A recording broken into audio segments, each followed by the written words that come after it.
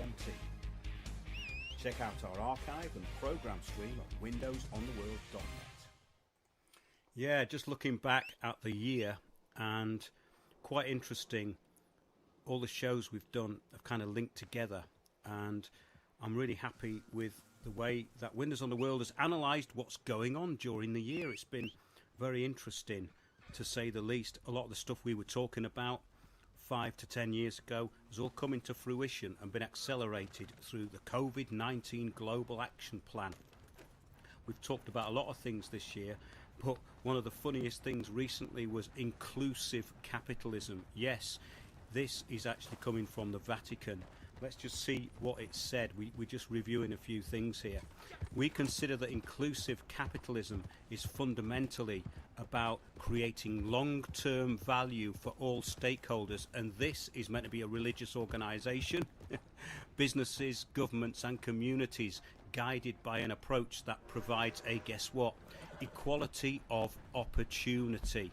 Yes, the big communitarian, big society, well, nobody will be left behind. For all people to pursue prosperity and quality of life, irrespective of criteria such as socio-economic background, gender, equitable outcomes for those who have the same opportunities and seize them in the same way. In other words, yes, going into the hive mind of which we've talked for a very long time, equality of opportunity, fairness across generations, which means poverty for all, in case you didn't know, so that one generation does not overburden the planet or realise near-term benefits that incur long-term costs at the cost of future generations. Now, we have covered this on a previous show, but I think it's very important because this is exactly what Agenda 21, yes, the big conspiracy theory that's been rolled out all over the world through the COVID action plan, actually said. It was all about preserving the planet for future generations and not impacting on the rights and the conditions of which those people in the future were going to have to live. In other words, you have a responsibility, you have rights and responsibilities, and your inalienable rights will be absolutely curtailed through the new system of communitarianism, where, guess what, yeah, COVID action plan works brilliantly because, hey, are you an anti-vaxxer or are you an anti-masker? Why are you so full of hate? I suppose you support Trump, don't you? I suppose you think that Brexit was a good idea. I suppose you think that Elvis lives on the dark side of the moon. Yes, this is a life review of everything we've been doing over the past 12 months in a way. Let's carry on with this. Fairness to those in society. That sounds good, doesn't it? Fairness to those in society whose circumstances prevent them from full economic participation in the economy. Well, that has to be everyone now, doesn't it? Well, we are all in the same boat and nobody will be left behind. The COVID scenario for future management by technocratic tyrants is so full of holes that is only relying on public participation through this big communitarian lie and action plan. We are all in it together, no one will be left behind. One of our recent shows was actually called When Technocracy Fails, which is what I wanted to get onto next, because technocracy can only work in the minds of technocrats, because not everybody is going to be predictable and not everybody is going to be monitored through artificial intelligence and be predictable. And that is something that I keep reiterating over and over again. So in other words, if you step outside the accepted corridor of opinion and actually are able to bypass and get in front of things that are coming your way, then there's not a lot this system can do apart from the E word, which is of course enforcement. Yes, when technocracy fails, it seems to fail as it makes no logical sense. It only works in the minds of the technocrats. In our show on the global coup, it was made clear the limits to argument are included in the limits to the accepted language and the accepted narrow corridor of public opinion. Everything outside is defined as hate or conspiracy theory. It's very simple and in a way too simple. Take everything down to a simplistic soundbite, the for and against, the two classic lies. In other words, for and against have got nothing to do with it. The actual agenda is being driven through the middle of all that. The extremes are irrelevant as the steering method will take both sides where it's meant to go. That is, unless there is consideration of the methods used, and that's where we get into law. In the present time, though, there isn't consideration with what they're doing. They are trying to use this three things of engage. What's the other one? Enforce is the first, is the third one, I think, but engage and enforce is the third one. Can't remember what it is. Can you remember? No. Sorry, I've got Eddie with me. Eddie from Kentish Town is here. Useless Eddie. Yeah. Well, actually, you've been quite good at fighting off the cycling lobby, but we'll get to that in a bit. The extremes are irrelevant as the steering method will take both sides where it's meant to go. That is unless there is consideration. Indeed. Well, there isn't much consideration going on, which means there is no law, because, in other words, you have to consent and you have to give your consent to what's going on, especially if things are being done on your behalf. The two lies the public are placed between can be used for everything, for or anti-vax, mask or no mask. This obfuscates the real point and is an attempt to hide the evidence under, yes, moralising. Well, this is the communitarian way, the simple emotional argument for simpletons. Will this new system work, though? That's the question. It is already clear that the commercial side of technocracy leaves itself open to basic corruption and black marketeering. Very interesting. For instance, the deregulation of the rollout of even the PCR test is laughable. This is quite funny because there are these little backstreet companies in industrial estates giving you these COVID certificates to fly, and you can only imagine what goes on inside them. And it's only a matter of time before we get some nice knocked off certificate of vaccine ID certificates, because that's the way it's going to go, because everything's corporate. It's going to be corrupt. It's already corrupt. So if you've got lies built on lies and lies built on fraud, then you can only have corruption, and that can be a good thing, because that means that we can bribe public officials again. Excellent news. Can't wait for that, because that would restore law and order. If we could bribe the police, we would live in a much better society, in my opinion. Again, this takes us into what the globalists think they have planned for a long time. Those demonised by the state, and in turn the public will be made to act in the common interest, you see. People get demonised by the state and the public are then made to act in the common interest. Having gone over this on previous shows, it exposes a big idea. The idea that the whole of this fourth industrial revolution rests and relies on a very high level of compliance, which is where we come back to the communitarian idea, which means that we all have to appear to have agreed, and when we appear to have agreed, it's called a consensus. Yeah, the idea that the whole of this fourth industrial revolution relies on a high level of compliance. That is such a key point. This is why the country is being gaslighted into tiers, tier 4, tier 3, tier 2. Well, guess what? When you get in your car, which I know is a capital offence because you should be walking and cycling, even according to Transport for London, if you say, oh, I want to get a train somewhere, the answer phone message comes on, we prefer you to walk or cycle. What sort of business would do that? Tier 4, same as any other tier when you're on the open road. Oh, how do I know that? Have I been breaking the tier rules? I don't know. That's for you to find out and me to know. The curious may well be aware that what is being stated as COVID fact is in fact COVID fantasy, aimed solely at testing compliance. Can the public and change agents completely form a global technocratic consensus? Well, that was a question. Can they actually do it? This is the question which the techno-rats fear the most, in my opinion. There cannot be acceptance without consideration. This is such an important point, because if there's no consideration, there's no contract, and if there's no contract, then there is no agreement. So, in other words, what we have is a tyranny. The things that are being imposed on the back of lies and fraud at the moment have to be ignored, because they are not lawful. And I don't even have to have common law Malcolm to tell me that, because we're talking about basic points of law here. So yeah, the UK currently has no law, as the system of law relies on consent and individual choice. Forcing compliance through guilt, shaming and fear does not cut it. This is what happens when there is no rule of law. So currently, in the UK, there is no rule of law. Authority sees fit to enforce matters which are not law. Law and guidance have been mixed up and used for tyrannical effect. Let's have a look at the definition of consent. We brought this out in our show on, yes, the common law. Have a look at that. Go back into the archive and have a look at the articles and the shows in there.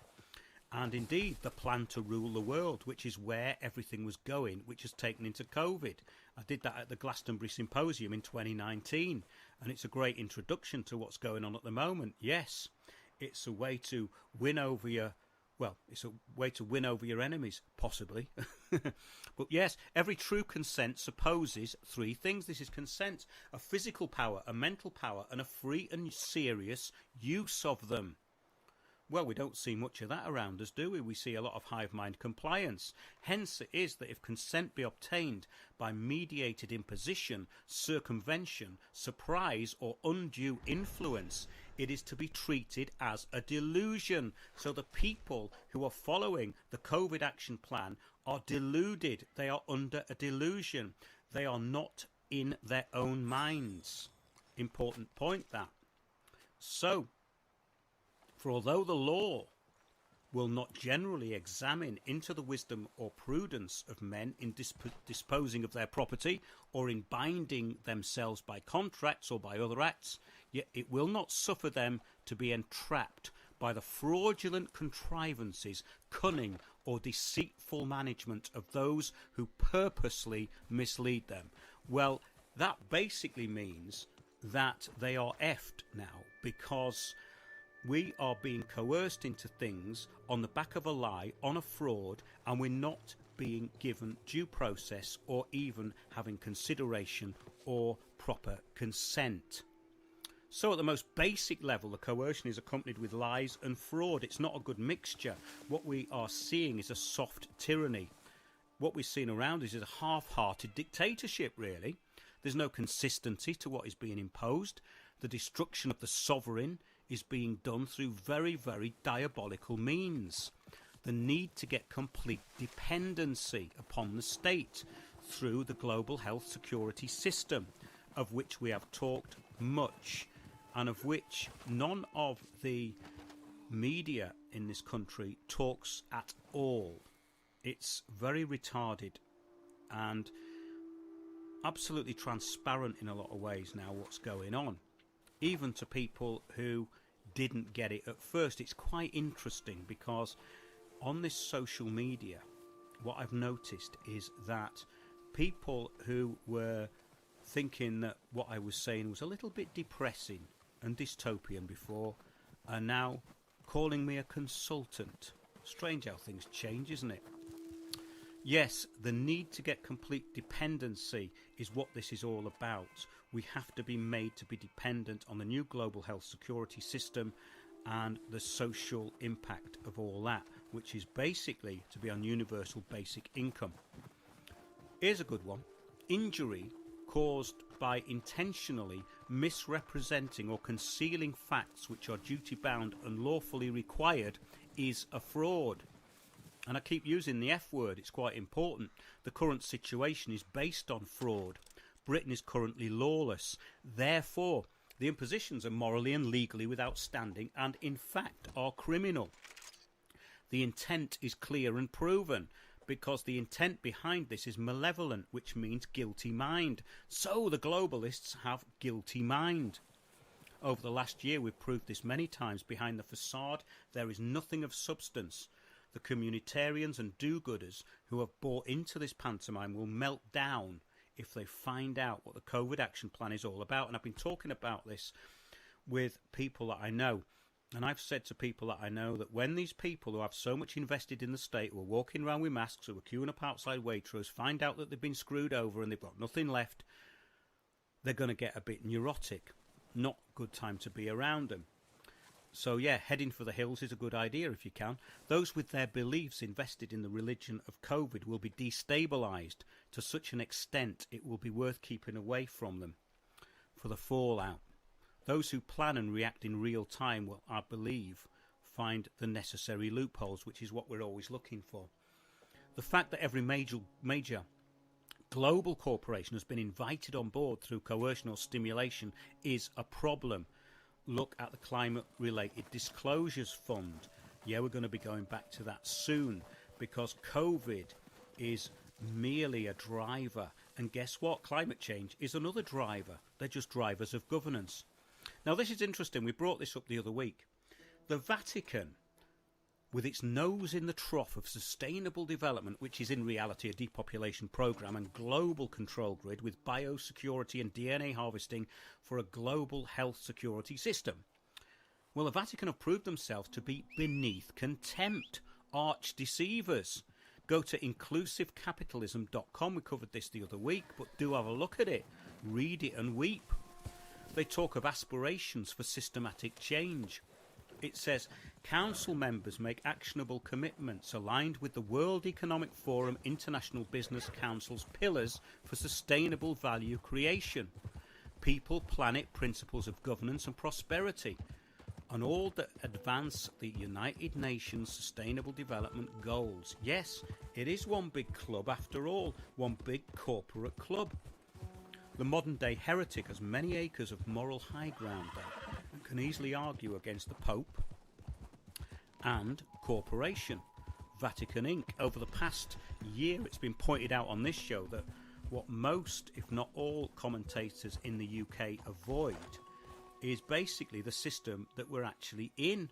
So the system we're in, the communitarian system, which is run under a technocracy, is never talked about. That is the system that we're in. So people still think that we're in democracy, which is very strange, actually, after 9 months of this. Over the past year, it's been pointed out on this show very many times, the so-called protest movements in the UK, for instance, are without exception intelligence operations. We've been proved right again, without much intelligence, though. There has unfortunately been proven by us, by the cancelling of a New Year protest by some space cadets of fake descent. Did you see that? Did you see that on social media? The space cadets of fake descent have cancelled a New Year's protest. Because guess what? There's going to be too many police and it's all over anyway. This is the nature of controlled opposition. It's bloody half-hearted, isn't it, really? The protests achieved nothing and are just a pointless distraction, a good cover for more important activity, though. Stuff that happens underneath the surface, which is important, which is small cells of people getting together and doing something. Check out North Idaho Exposed on YouTube. Check out our interview with Casey Whalen and Ammon Bundy. These are people who are standing up for their inalienable rights, and they are taking this battle to where they need to take it, to the local town hall, which is where you and everyone in this country needs to take it. The more important activity, yes, is forming small cells, your own local groups, not local action groups, though, because they're the ones that are run by the council and the change agents. You form your own. And, of course, this means keeping away from Facebook and keeping your plans off social media altogether. The very useless narcissists and dimwits who push themselves as the voice of the dispossessed will all soon be gone.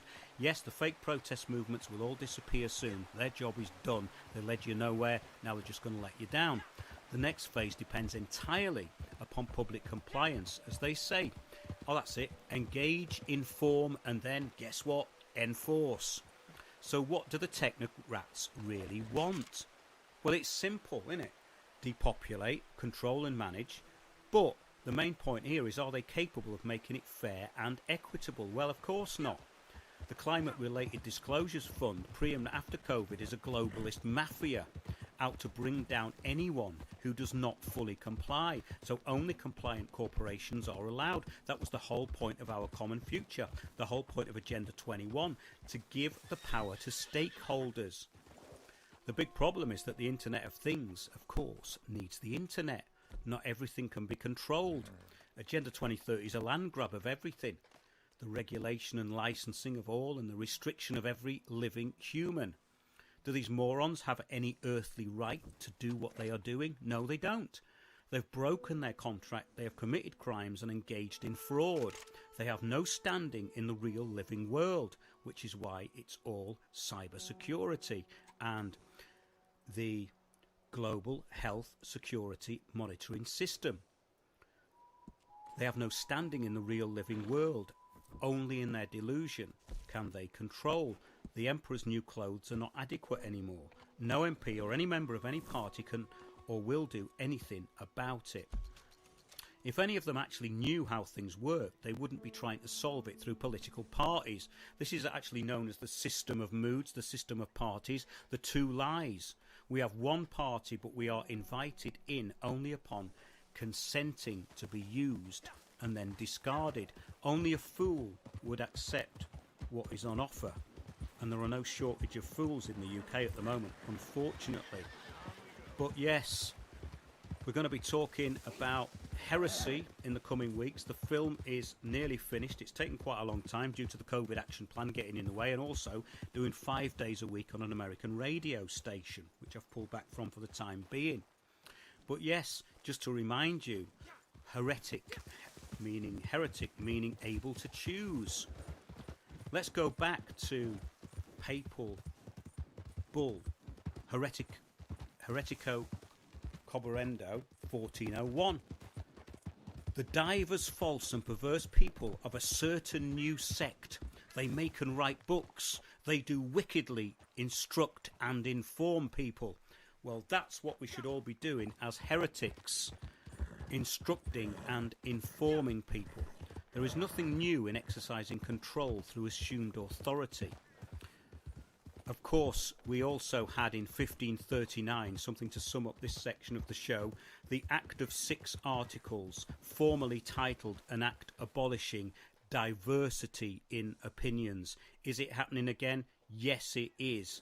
We have many people abolishing diversity in opinions, or trying to. The corporate-owned world now does exactly the same thing. So that's my little rant over with for the first part of the show. I'm going to introduce my guest tonight, Eddie from Kentish Town. And we've been talking quite a lot over the past year with the Critical Thinking Group, which is Clive Menzies. And I got introduced to Eddie through Clive, and we've formed some interesting conversations around music, around the loss of creativity, and cycling.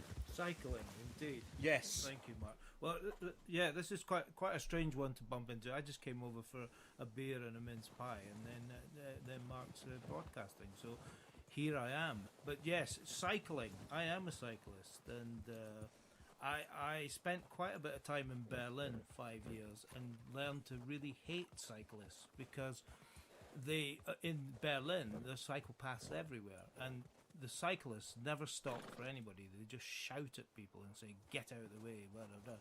And what you find in Berlin is that the motorists are the most considerate people around. They sort of slow down because they're usually scared of hitting a bicycle of sorts.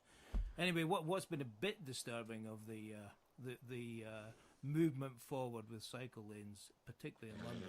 Mark's done a huge amount on Walthamstow, where I think it started. That's right, it did, Eddie. I mean, that was around 2012 it really started getting on. By 2014 it was in full swing. The roads were being closed.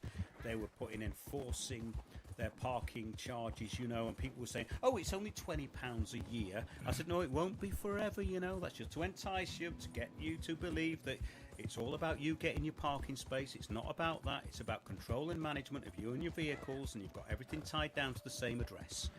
And anybody with any sense knows that you never register your vehicle or your common law conveyance. I would say, Mark, I'm sorry to correct you there, but I don't drive vehicles. I drive common law conveyances. And we are winning, Mark. I've only lost 2 vehicles in the last 3 months, so they're backing off. Well, welcome, Malcolm's in the room. Yes, so it's great to have him around because it really reminds me of what I used to do, and it reminds me of the people I used to mix with who were going to relinquish all their birth certificate bonds and all the rest of it. But we are talking about cycling here, and really, when I saw this happening in Waltham Forest, it happened so quickly and with no public participation. And I told people what was coming. It all happened, and they still thought it was a conspiracy theory. Well, the problem they've got now is that they know it wasn't, and they can't do anything about it. And their properties are now going to be degraded through COVID. And all those people who thought Walthamstow was awesome Stow are now probably changing their mind. And of course now it's happening in Kentish Town, isn't it, Eddie? It's certainly, well, it's spreading through Camden and actually the whole of London. And myself and Clive were at some meeting in Islington, in front of Islington Council, a couple of weeks ago, and the same story has been put out by not even activists, just people concerned, people losing their livelihoods because the road's being cut off here, there, and everywhere. And one interesting thing I found out, which is about the new taxis that everybody's paying for, or they're not paying for because they're so expensive. But they come in at 60 grand, I think they are. But one guy pointed out that you aren't allowed to take one of these new electric taxis into a low vehicle zone, I think it's called, because they have problems with particulates from brakes and tyres. So I don't think anybody who's purchasing an electric vehicle at the moment knows that these are a problem that's going to be affecting where they can park, where they can drive in London after spending all that money as well. Yeah, electric cars are a complete waste of time because you can't go anywhere. I mean, I like getting in my camper van, or I did, and going wherever I want, and that can involve driving for 300 miles. Now, if you've got an electric car, you're going to have to refuel every 95 miles and find somewhere to plug the bloody thing in for a few hours. I mean, it seriously disrupts your journey, and of course, it's all about control, and it's like what you're saying. Of course, they were going up with these tyre particulates years ago, and that's obviously another thing that's coming. I mean, you know, it's all related, isn't it? It's all related to my cat's got COVID, really, isn't it? You know what I mean? It's all the same bloody thing. It is the same thing. Yeah, and well, there's also a big burning issue at the moment, which seems incredibly petty, but it's a sort of recharging post coming off a lamp post that they're starting to install all over London. So then specifically, you have to have an electric car to be able to park in that one space. I don't even have a car, but I watch what's going on, and it just upsets me so much that people can't see what's being taken away. And once it's taken away, you can't get the thing back. So yeah, just all these things being driven through on the back of something which seems kind of almost quite soft in a way. Cycling, you know, these nice people. Well, apparently not, but these people that are peddling around keeping fit or whatever. It's been used in another way to take certain freedoms away. Yeah, that's exactly what they did where I used to live, and it's quite interesting. I'm just looking at the comments in chat actually. Psychopaths and psychopaths. Yes. Kath's saying that they are a nightmare. They ride 3 deep on roads over here. I don't know where Kath is at the moment, but wherever she is, they ride 3 deep, and yes, they do. I can vouch for that. I don't. No, you're a sensible cyclist, Eddie. You know, you have a conscience. You know, they adopt a huge superiority complex on our roads. Yeah. Electric vehicles are a disaster on every level, says Kath. Yes, especially the batteries. Tyre particulates, says Monthly. Never knew there was such a thing they worried about. My neighbour has a new hybrid plug-in car. I've never seen them. Plug it in, though. Well, you've got to get spying on them. This is the communitarian big society, Monthly. If you don't know what your neighbours are doing, they could be getting up to anything. They could be going out into a Tier 4 situation in their vehicle. They could be. They could be, couldn't they? I mean, you know. I have to say, around my area, I haven't seen anybody getting grassed up or any stuff happening. Although they did install some barriers, which they were saying were for social distancing in front of this poor Asian grocer. And they just sort of blocked off his shop. And I said, did they speak to you? Oh, nothing. No, they never said a thing. And then he moved to the barriers to bring in some deliveries one day, and the council just appeared from nowhere and just said, if you move those again, you'll be charged £10,000 for moving our equipment. And it's just unbelievable, but there's no correspondence before that. The poor guy's bringing in some bags of toilet rolls or tins, and the council just appear, and this is it, bang, you know, and it's the gangsters, basically. Yeah, well, this was always my point, you see, and I keep reiterating it, and the reason I reiterate it is because nobody talks about this. The answer to the global action plan is local. It's in that town hall. It's in those council buildings. Those are the people who are trained under sustainable development, who are implementing this, who really don't know what they're doing. And these people, in my view, in my opinion, have to be targeted and brought to book properly. And this is something that people in this country don't seem to want to do. In America, they're doing it. Peoplesrights.org is doing it. They're getting demonized, of course, and the stories that get attached to them are the usual. Of course, the demonization. But this demonization, this kind of Saul Alinsky approach which they use, can be used back on them. And then you take the moral high ground because they haven't got any. And it's an interesting thing about this cycling. Yes, someone's just put in Shaun of the Living. He's put they see drivers as vermin who hate nature and children. This is how childish it all is, you see, because they don't realise that everything that they get from Waitrose comes in on the back of a lorry. They just don't get this at all. Yeah. And it's this disconnect which is being exploited. So what you do, you make people more stupid and more dependent, and then you start bringing in an ideology that they can all join in with, which is obviously to their detriment, which they don't even get. And that's the point.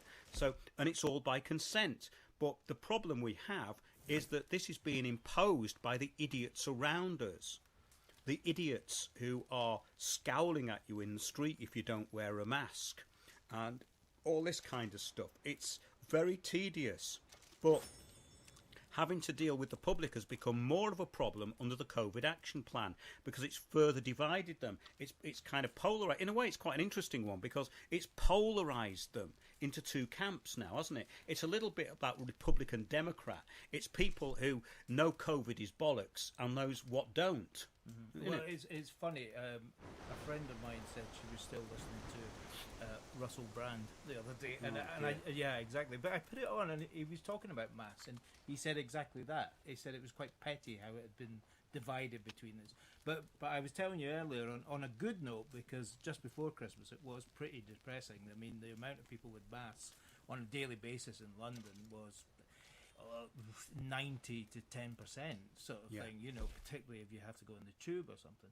But yesterday I was telling you, went up Parliament Hill, and it was amazing. There was hardly anybody anywhere wearing masks, and I don't mean just on the hill, on the walk up there and everything. And I thought, this is quite interesting, particularly because we're in tier 4, you know. So it's interesting maybe how the public are responding to these things. I don't know.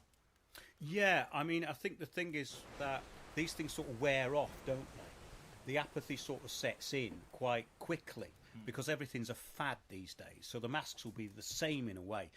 There are people who are in so much fear that they won't take the bloody things off, you know. But those are victims, really.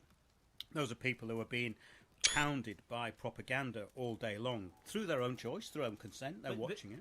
Just on a slight observation on these small family groupings, I have noticed that if you've got two children, a mother and a father, it's usually the father that's wearing the mask.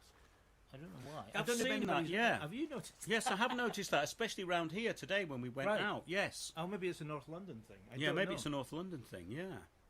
But the whole thing is that they have to keep ramping this up. So obviously, we're not going to be getting any reprieve from this. It's going to be ramped up. As I was saying last week, I mean, I think that document from that Canadian whistleblower is absolutely spot on. It seems to be the timeline of what's happening. In other words, it's going to get ramped up, and there's going to be further lockdowns. And that's happening, right? They're now saying everyone's going to be in tier 4, you know.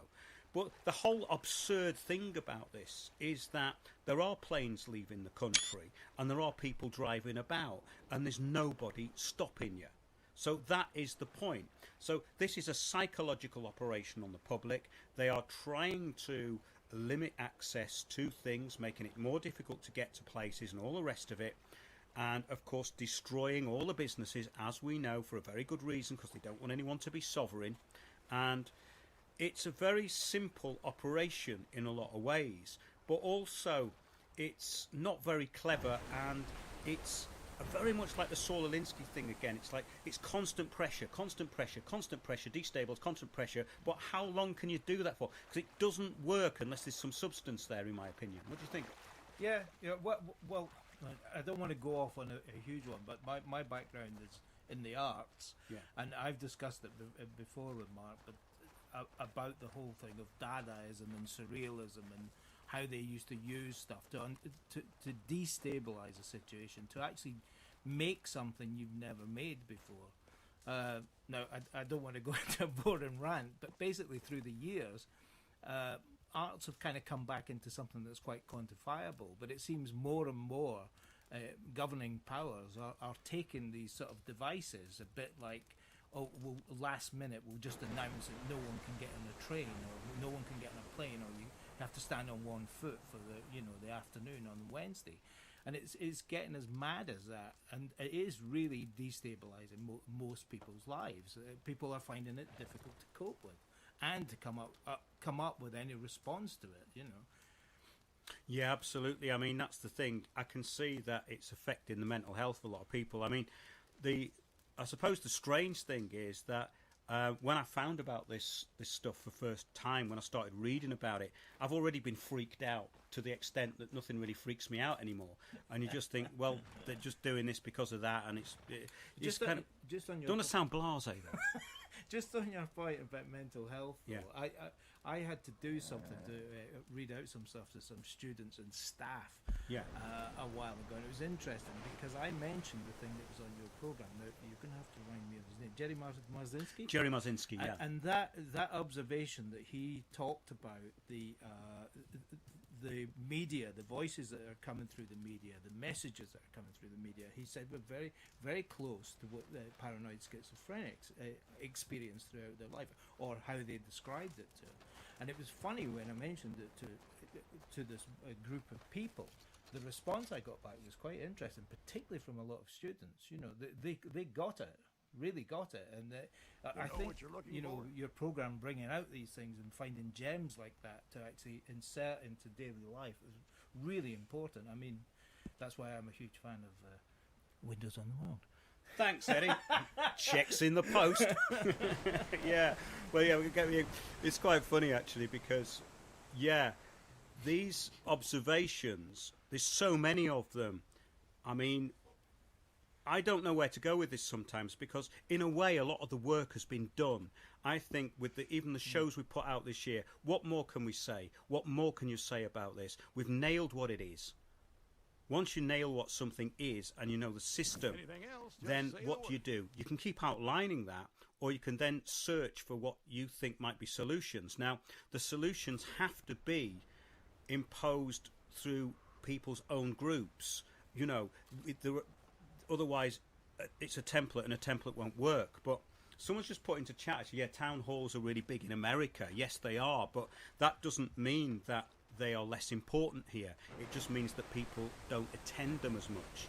And this whole idea of usurping what they're doing, especially with the Delphi technique, if you've never heard of it, look it up, run on group consensus with facilitators, is actually fraud. What they're doing is steering you, and they are not disclosing what they're doing. They are psychologically steering people into an intended outcome, which is a con, it's a fraud, and it should not be happening. And I've got a kind of template that we've been using for that, and people use it. I get very encouraged by these small victories people have. Small victories are the stepping stone to bigger victories, and that's the way I see it. So, in other words, people saying, we're going to get this, we're going to get them all arrested, we're going to wait, no, that's not going to happen. The small victories will lead to bigger things, and they will lead to acts which will become revolutionary. And by that, I don't mean the revolutionary spirit. I mean really taking something forward and changing things. And I honestly do think that can happen, but the level of apathy in the UK and the level of entitlement that people still have is a huge problem, because they still have a plasma screen, and they still have supermarkets full of food, and they still have some money to buy it with. Now, there's not much to the tipping point, and that tipping point is being observed more and more. So I think that this is an interesting situation, but I think more and more it's a test of morality and intellect. One of the really interesting things, just coming back to the town hall thing as well, was just some of the speakers that were in front of the microphone, in front of the town hall. One of the phrases that came out, which I thought was really powerful, was what was going on in London was a form of urban colonialism. And when people start using these words, it's a bit like you're talking about taking a phrase that's being used on us and then pushing it back out there of what people are doing to us as well. And the other really good point I thought that came out, someone said, was that people have forgotten that London is not just this bunch of residential villages, it's a working city. And so all these people that are complaining about traffic going through A, B and C, actually that is a city that's breathing and living, and they just want to stop it. They can't make the connection. No, and I think this is a really important point, Eddie, because it's a conceptual thing. The thing is, if you look at these technocrats like Klaus Schwab of the World Economic Forum, they are very clinical in the way they approach things. They have been basically mollycoddled through their life, and they've been part of these organisations. They think in a conceptual way. These aren't practical people. They're not practical at all. In fact, if you left them in the middle of nowhere, they wouldn't be able to fend for themselves. And this is the interesting thing, because their world depends on electricity and the Internet of Things. If they haven't got that, their world doesn't exist. The new system does not exist without electricity. Now, that's quite interesting, I think. Yeah. You know what I mean? Well, I mean that dependency on that, and one of the other things that's coming through, actually, a lot of broadcasters, a lot of internet broadcasters are saying this year they need to start getting out and speaking to people much more than sitting in a room broadcasting all the time. And I know a lot of them try to do that, but they're just saying, well, we've got an audience, but actually it needs to be wider, and it needs to be on a day basis, about talking about your dog shitting in the park or going for a walk or something like that. These are the things that also bond us, not just huge ideas and other conspiracies that are going on. Well, exactly, and having spent years doing that, and as part of my education in a way, you get very addicted to information. I mean, my interaction with the public was always through what I did. So I was self-employed and I was engaging with the public. Now, actually, I find engaging with the public rather tiresome most of the time now. And I've become a bit sort of wary of getting involved, because the arguments put back are so limited. And once you reach a certain level with this stuff, you can't go back. And it's quite difficult, because when you get people that are very sort of less than entry level, or they're just completely brainwashed, it's very, very difficult. And this goes back again to this gaslighting by the media, which is like, as you were saying, the paranoid schizophrenic hearing the voices, because that is what it is. When you turn that television on, it's pretty evil, because what they're doing is they've got this narrow vocabulary which is instructing you to think in this communitarian way all the time. And it's quite sickening.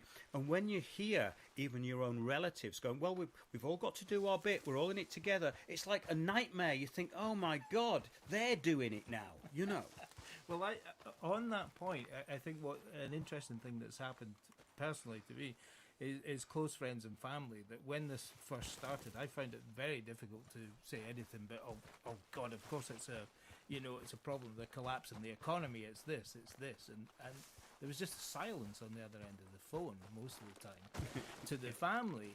And of course, to keep your relationship going, particularly to close friends and family, you have to drop that after a while. And I've come to the stage that there's no point in just droning on about it. But what I'm finding now is that they are priming the questions back. They're going, oh yeah, they are pushing us this way, aren't they? And I find it quite hopeful in a way that it's slightly, people are coming back and sort of saying they are noticing things. I mean, obviously terrified, like all of us in a way, but it is being picked up on. At what speed? I don't know. I fear that, but I do feel there is movement, at least, and that's an important thing. I don't think they've taken a lot of things that are very important into consideration about the unpredictability factor, because these people are very kind of monotonous in the way they look at things. They're basically plodders in a way. They're not great thinkers. They've just got this kind of very sort of methodical way of looking at things and predicting outcomes. Well, that can work, and it has worked with things like the climate change agenda, which is basically gaslighting through the idea that we're a scourge on the planet and all the rest of it, and we have to be removed. And there's 2 or 3 generations who now reiterate that at every bus stop in the country if they take their masks off. You know, this is the point. So when you have that level of indoctrination, you probably think, if you're a globalist, that we've got the cat in the bag.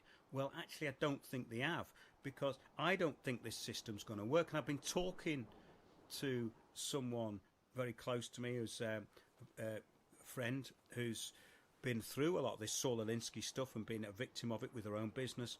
And we both come to this conclusion that this doesn't really have what it takes to cut the mustard in the long run. It don't think it'll work, because they haven't factored in enough. It's the question.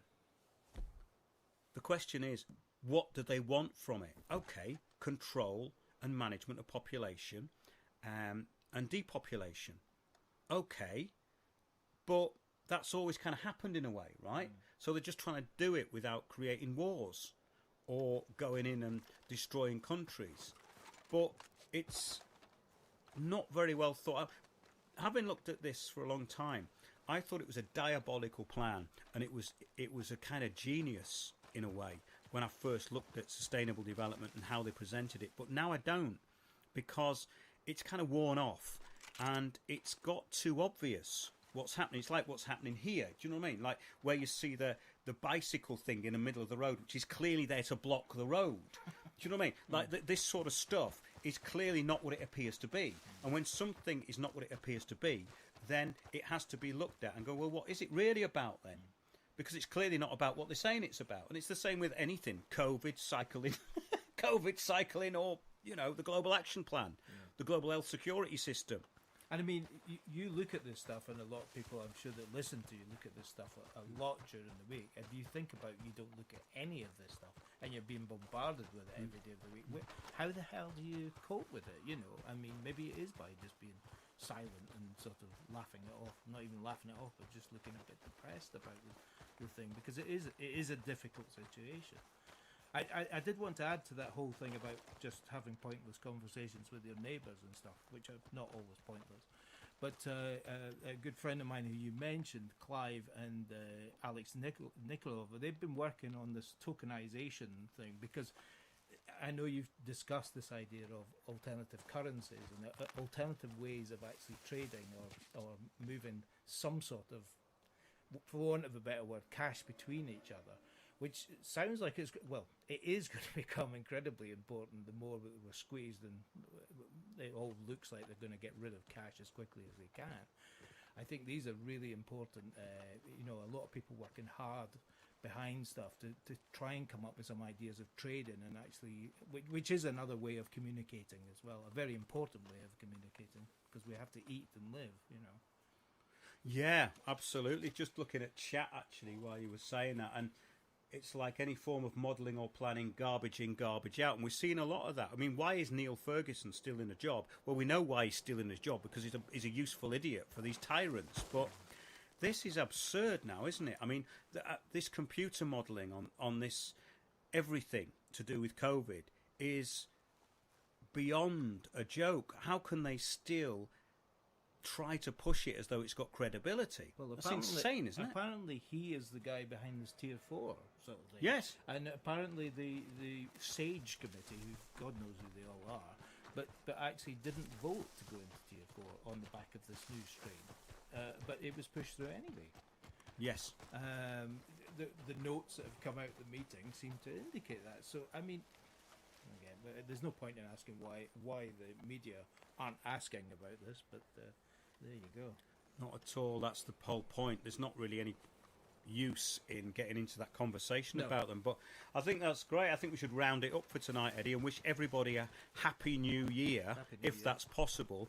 And remember that tears are only in your mind, the windmills of your mind. So get out, defy it, and be naughty. And we'll see you all again soon. And there's plenty of stuff coming up. Thanks to everyone who supports the show. If you want to help us out on Patreon, please do. The film's I promise, going to be out soon. We're going to be doing a special on that with the lady who wrote, composed and performed some of the music for the film. We've got an amazing soundtrack for the film The Heretics of London. That's why it's kind of taken longer, because the project's grown. In fact, we could make several films out of what we've got, but it's so prescient to what's going on at the moment.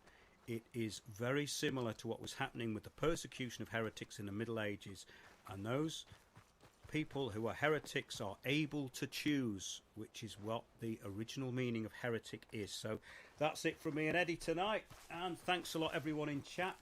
See you soon on Windows on the World. Thanks a lot for listening.